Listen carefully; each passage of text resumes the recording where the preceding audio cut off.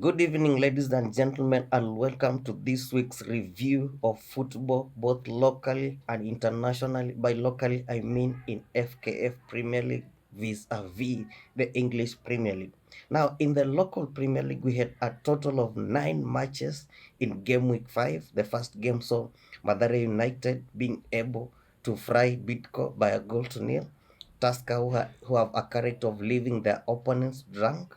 They actually left Talanta even more drunk, beating them 3 goals to 1. City Stars, who are the Stars, were actually deemed by Sofapaka, drawing 1-1. Bandari drew 0-0 with Mrangasil, and KCB, who are in the mood of opening accounts, opened 4 more accounts by beating Homeboys Kakamega 4 goals to 1. Mara Sugar also took all the sugar from Shabana, beating them a goal to nil. Poster Rangers, our mailmen, have decided to be stuck in the mud. They were beaten 3-0 by Goromaya. We really don't know if our mails are reaching safely. Rebanki Sharks drew 1-1 with FC Leopards.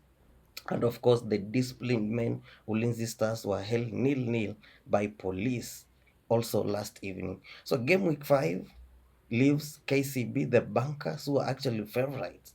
KCB is really meaning business this season. They're on top of the log with 13 points. Kariobangi Sharks sit in the second position with 11 points. FC Leopards are in third with 10 points. And Mara Sugar close the top 4 with 10 points. Record champions Gor Mahia are in seventh position with 6 points, having played only 2 matches. Like I said earlier, they were representing the country in the continental football, but they found things really tough there. So they're back home and they have started strongly, having won all their 2 matches. In the bottom three, like I said, our military, military in this country are the most disciplined. But this military don't seem to be disciplined. They're actually in the 16th position with 2 points. Then Sofapaka 17th, 2 points. Then Homeboys are in the 18th position with 2 points. So that's how game week 5 in FKF Premier League went. We hope that more goals will be scored in this coming weekend. Moving on to English Premier League, we had also a total of 9 matches in game week 8. So far, Tottenham Hotspurs proved too hot for West Ham, beating them 4 goals to 1. And Manchester United finally won after an ignominious week, beating Brentford by 2 goals to 1. Fulham lost at home to Villa 3-1. Brighton became too bright for Newcastle, beating them 1 goal to 0. And New Boys Southampton were beaten at home very late goal by Leicester 3 goals to 2. Ipswich was switched off by Everton 2 goals to 0. And of course, Arsenal's unbeaten run was ended in rather a tragic manner when they were beaten 2-0 by Bournemouth at the Vitality Stadium. And of course, Wolves, who looked like they were drawing Man City, capitulated later on and lost 2-1 to Manchester City. And of course, the game of the weekend that was happening at Anfield saw Liverpool put a pause, a hiatus on the team on form Chelsea, beating them 2 goals to 1. Chelsea have actually been a team to watch, but Liverpool had, of course, other ideas. So that game ended 2 goals to 1, courtesy of Liverpool. There's one more game happening tonight. Forest are playing Crystal Palace, who seem to have not found their crystal ball tonight at Nottingham Ground. So game week 8 in EPL leaves Liverpool at the top of the table with 21 points.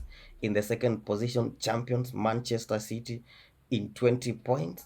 Arsenal sit in third with 17 points. Then, of course, Aston Villa wrap up the top four also with 17 points. Now, at the bottom of the table, like I said, Crystal Palace don't seem to be really crystal clear of what they want to do. They're in the 18th position with 3 points.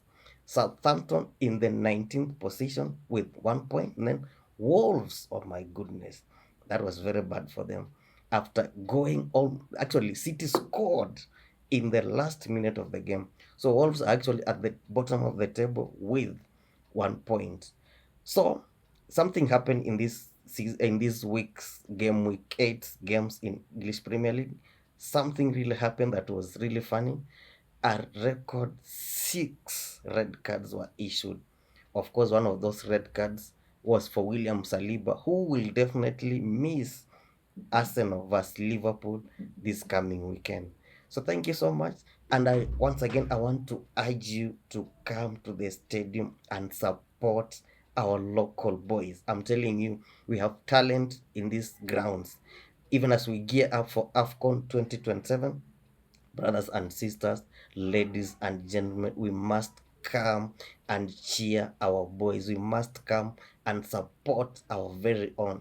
And by doing so, we'll actually encourage them. Nowadays, actually, we have a couple of good players who are playing international football. So our football is improving. So please, guys, let's stand up, let's jazz our study, and our football will get better. Thank you so much. See you again next Monday for another review.